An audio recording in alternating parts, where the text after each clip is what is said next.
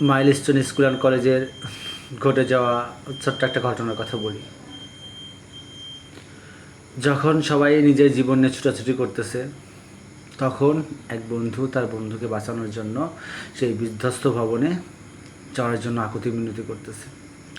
Fire brigade officer বলতে, sir আমার ভিতরে একবার যেতে দেন, আমি ভিতরে যেতে চাই, আমার বন্ধু ভিতরে আছে।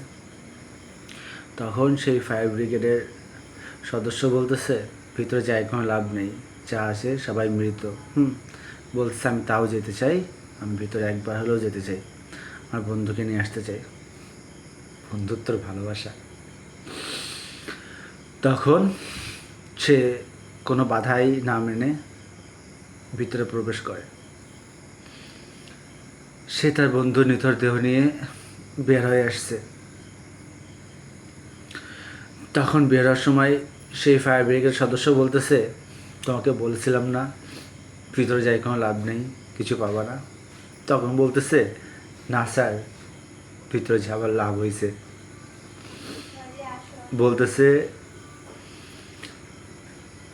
আমার বন্ধু আমাকে বলছে, হাসি মুখ করে বলছে, আমি জানতাম কেউ না আসলে তুই আসবি, তুই আসবি আমাকে বাঁচাতে। কথাটা শোনার পর আমি জানি না আপনার কেমন মনে হচ্ছে, আমার ভিতরটা